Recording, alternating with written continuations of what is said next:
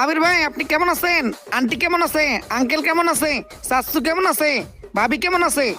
আমার 14 গোষ্ঠীর সবাই ভালো আছে।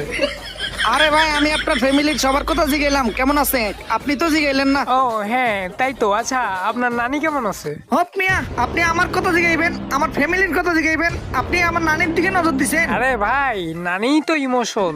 নানি ভালো তো সবাই ভালো। শোনেন ভাই, নানিরে নিয়ে একটা শাড়ি বানিয়েছি। নানির কিছু বললে নাতি চেতে।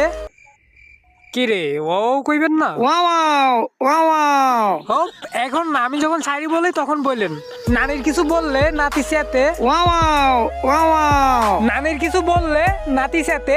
আরে, নানির কিছু বললে নাতি চেতে। এদিকে নাতি কিন্তু ঘুমের ঘরে বিছানায় মতে। হপ মিয়া, এইটা কি শাড়ি বললেন? পুরাই সেটা ভাঙা শাড়ি হয়েছে। আচ্ছা কাইসা ভাই, একটা জিনিস খেয়াল করছেন? না তো, খেয়াল করি নাই। আপনার ড্রেস আর আমার ড্রেস একদমই কিন্তু সেম। হ্যাঁ সেমই তো কি হয়েছে? আরে ভাই, আপনার ড্রেস আর আমার ড্রেস একদমই সেম। এর মানে বুঝতেছেন? না তো, বুঝতাছি না, এর মানে কি?